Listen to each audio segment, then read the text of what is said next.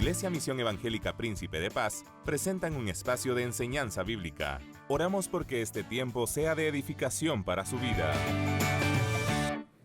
Dios les bendiga en esta hermosa mañana de domingo. Nos sentimos privilegiados al poder llegar a la intimidad de sus hogares para poder llevar una palabra que edifica la vida de cada uno de los oyentes y televidentes en esta hora.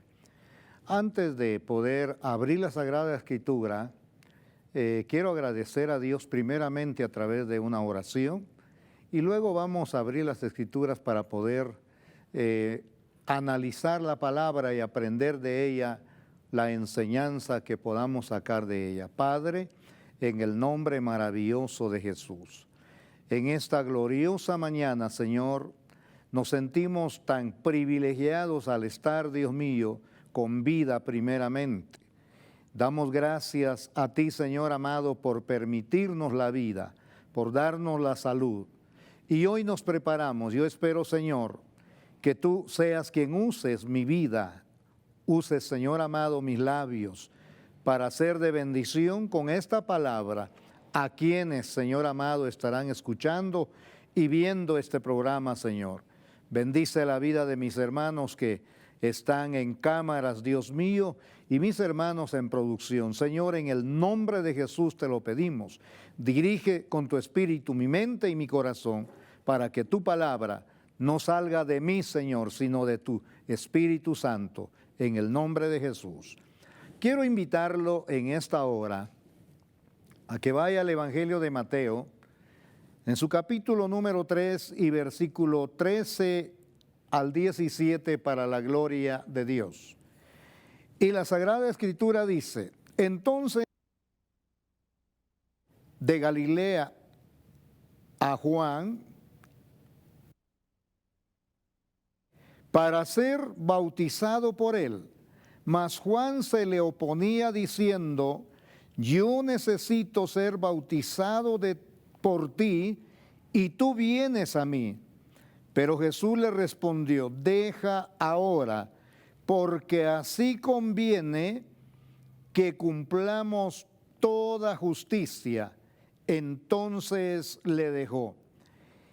Y Jesús, después que fue bautizado, subió luego del agua, y he aquí los cielos le fueron abiertos, y vio al Espíritu de Dios que descendía como paloma y venía sobre él. Y hubo una voz de los cielos que decía: este es mi Hijo amado, en quien tengo complacencia. Quiero titular esta reflexión de la bendita palabra: el bautismo del Santo. Leyendo esta palabra, estos versículos de las Sagradas Escrituras, pude analizar algo y descubrir que toda la mayor parte de gente que se bautizaba en el tiempo de Juan eran hombres y mujeres, pero ninguno de ellos igual a Jesús. Al contrario, Juan tenía que reprender a aquellos que querían escapar de los juicios que estaban por venir. Y como es sabido de todo el pueblo cristiano, el bautismo es un sacramento que se aplica como un símbolo de la purificación del pecado. Aunque hay personas o hay gente que cree que el bautismo es un medio salvador. Otros creen que no es necesario el bautismo. Pero por lo que vemos nosotros, en el pueblo hebreo era un ritual de purificación antes de la ordenación de cada uno de aquellos que asumían un ejercicio, ya sea en el templo o como rey. Pero déjeme decirle, Jesús hace la diferencia en este momento en el que vemos a Juan bautizando en el Jordán. La Sagrada Escritura, Mateo nos dice que Jesús vino de Galilea al Jordán, mientras que Marcos dice que Jesús vino de Nazaret, de Galilea, al Jordán. Lo que aquí nos conviene es ver el episodio y la enseñanza que la bendita palabra tiene para cada uno de nosotros. Y es necesario entonces que conforme analicemos estos versículos podamos ver la necesidad de cada uno de los que reconocemos a Jesús como nuestro Salvador. Es tan necesario que cada uno reconozca que debe también cumplir con este paso que la Sagrada Escritura determina. Todo cristiano debe reconocer su condición ante el señorío y santidad de Jesús, como lo hizo Juan. Necesitamos en esta hora, hoy más que nunca, empezar a caminar de acuerdo a lo que las Sagradas Escrituras nos dicen. Porque algunas veces, o en la mayoría de casos, muchas veces venimos y queremos hacer nuestra voluntad. Muchas personas, creyéndose ya totalmente completos en la gracia, quieren ignorar esa santidad y señorío que Jesucristo ejerce en su iglesia. Pero aquí podemos extraer enseñanzas muy puntuales para que como hombres, como mortales, como pecadores, debemos reconocer esa santidad que es único en el mundo entero. Y vamos a ir analizando de acuerdo a lo establecido en la palabra. En primer lugar, vemos la aparición pública de Jesús. Esto lo narran los versículos 13 y 14. Y hay algo que podemos decir, que desde la infancia, desde el nacimiento de Jesús hasta los 12 años, es poco lo que sabemos. Casi no sabemos nada de su infancia, excepto el episodio de su nacimiento, la visita de los pastores, la visita de los magos, y de ahí pues no sabemos nada hasta los 12 años, cuando Jesús sube al templo para adorar con sus padres y se queda en el templo discutiendo con los doctores de la ley. Hasta ahí tenemos información de una parte de la infancia de Jesús. Pero desde este momento en que Él hace su aparición pública en el Jordán, podemos ver que los evangelios nos narran cada uno, paso por paso, los acontecimientos de un ministerio que Él vino a cumplir en la tierra. Y vale la pena tomar en cuenta esto.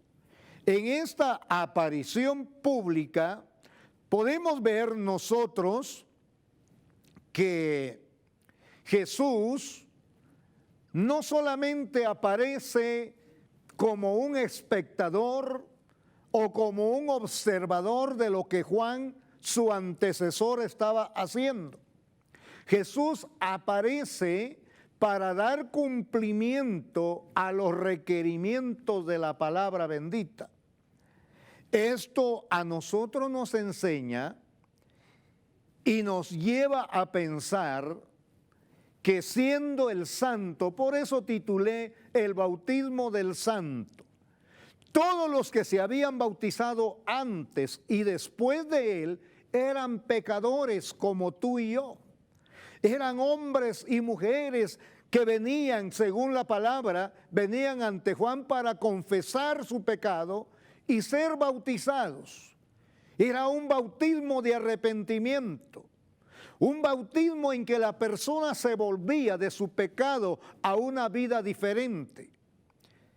Pero viene Jesús, que no necesitaba arrepentirse de nada, que no necesitaba ser bautizado, porque Él era el santo y es el santo.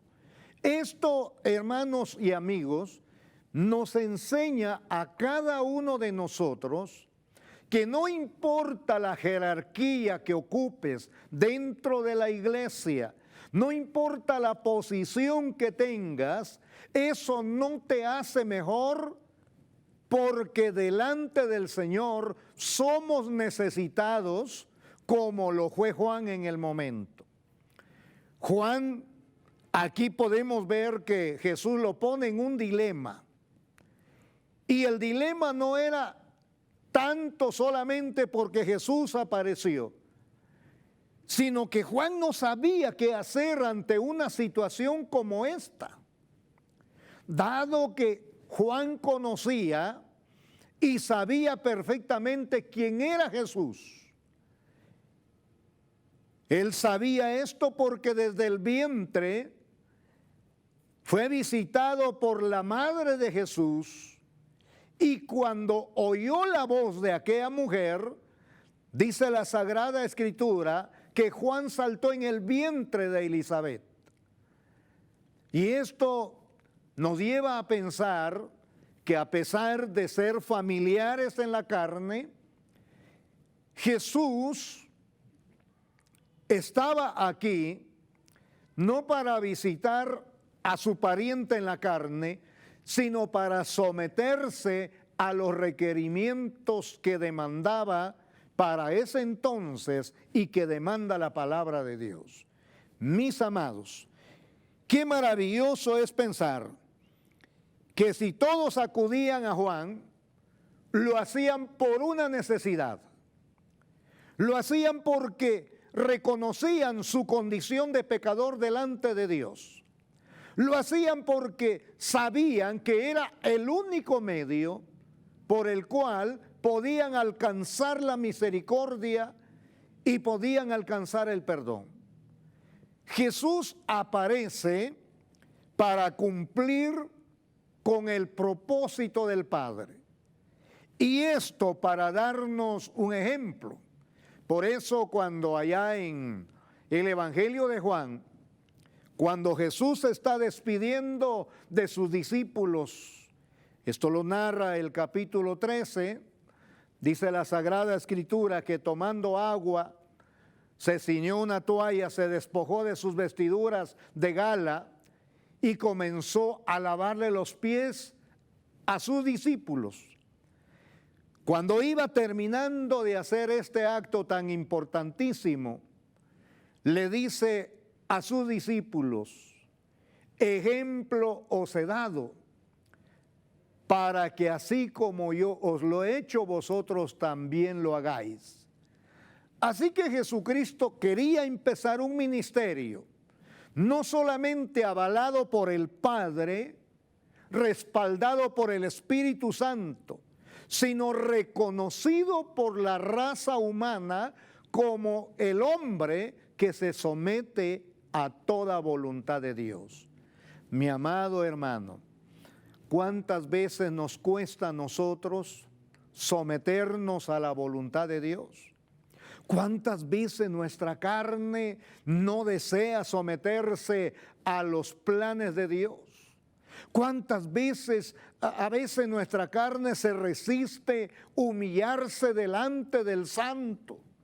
Pero el santo, siendo santo, se humilló y comenzó a dar pasos de acuerdo a ese principio de humildad para ser ejemplo de aquellos que un día íbamos a alcanzar el perdón por medio del Evangelio de Jesucristo. ¡Qué maravilloso!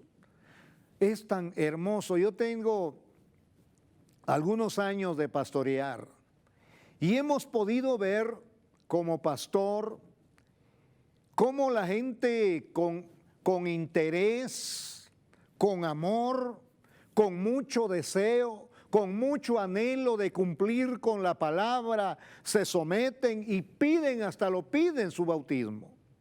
Pero también he podido ver gente que ha pasado años detrás de la iglesia, siguiendo a la iglesia, pero no siendo parte de la iglesia. Porque si uno les dice, ¿y cuándo vamos a realizar su bautismo? ¿Cuándo se va a someter? Ellos dicen, espere un momentito, espere unos días más. Porque para ellos, como que esto fuera algo que no lo deben hacer porque tienen el temor de volver a pecar y volver a fallar delante de Dios. Oiga, mi amado, esto no es nada nuevo. Ya en el siglo III se daba esto se ha dado en todo tiempo, a tal grado que mucha gente no se bautizaba por el temor de volver a fallar. Jesucristo aquí vino para demostrarnos que todo aquel que quiere someterse a la voluntad de Dios lo puede hacer sin estar esperando más tiempo, sin estar esperando para poder ejecutar o llevar a cabo el acto del bautismo en su vida. Mi amado, todo el pueblo que a Juan acudía, todos eran pecadores, con la excepción de nuestro Señor Jesucristo. Número 2, Juan se resiste a bautizar al santo. Ahora bien, Juan ya había testificado de Jesús al pueblo de esta manera. Y le había dicho al pueblo, yo a la verdad os bautizo en agua para arrepentimiento, pero el que viene tras mí, cuyo calzado no soy digno de llevar, es más poderoso que yo. Él os bautizará en Espíritu Santo y fuego. Yo pude ponerme a pensar, tenía toda la razón Juan. Como ya le dije, sabía quién era Jesús, aunque tal vez en su infancia o en su niñez o en su juventud, su adolescencia, quizás dejaron de verse. No sabemos cuánto tiempo llevaba Juan en el desierto y vuelve a ver a Jesús hasta ese momento. Pero déjeme decirle, como que pareciera que a Juan se le hubiese olvidado ese momento cuando él dijo, el que viene tras mí es más poderoso que yo. Porque estando en la cárcel envía a unos discípulos suyos para preguntar a Jesús, ¿eres tú el que había de venir o esperamos a otro? Por eso le digo que Juan, aparte de saber quién era Jesús, quería cerciorarse y estar seguro de que Juan había cumplido un ministerio de acuerdo a lo profetizado anteriormente por el profeta. Cuando Jesús llega, Juan se veía indigno de poder bautizar al maestro. Y entonces Juan le dice, yo necesito ser bautizado por ti y tú vienes a mí. Pero Jesús le respondió, deja ahora, porque así conviene que cumplamos toda justicia. Quiero decirle algo. En nuestro tiempo, muchos anhelan el ministerio. Mucha gente anhela ser un pastor, un predicador. Pero déjeme decirle algo. no todos están dispuestos a someterse a las normas establecidas por la bendita palabra. Y por ello, vemos entonces que al no lograr sus objetivos, ellos buscan otros mecanismos para establecer un grupo aquí, otro grupo allá, pero déjeme decirle, Jesús no vino para hacer su voluntad, Él vino para hacer la voluntad del que le envió. Y eso es lo que cuenta. Con mucha razón el apóstol Pablo dijo, si alguno anhela obispado, buena obra desea, pero es necesario que el obispo sea hallado irreprensible. Con esta acción de Jesús, no había hombre ni religioso que pudiera contrarrestar o contradecir el ministerio de Jesús. ¿Por qué razón? Porque Él estaba en ley y en la voluntad de Dios. Él estaba cumpliendo lo establecido y cumpliendo el plan de Dios. Eso es lo que cuenta. Me llama poderosamente porque todo ministerio, la iglesia debe anhelar un ministerio para servir al Señor y extender el reino de los cielos, llevar la luz del evangelio a otros. Pero para eso necesitamos sencillamente someternos a la voluntad de Dios. Por eso, mi amado hermano, cuando leemos estos versículos podemos ver que tenemos ante nosotros una joya tan preciosa. Y esta joya nos enseña cuál debe ser nuestro procedimiento, cuál debe ser nuestro accionar cuando deseamos hacer las cosas para honrar al Señor. Si nosotros queremos honrarnos a nosotros mismos, podemos hacer cualquier cosa, inventarnos cualquier cosa. Pero déjeme decirle, Jesús no vino para honrarse a sí mismo, vino para honrar a quien lo había enviado. Tú y yo, mi hermano y amigo, estamos aquí para honrar al que nos ha amado y nos ama siempre.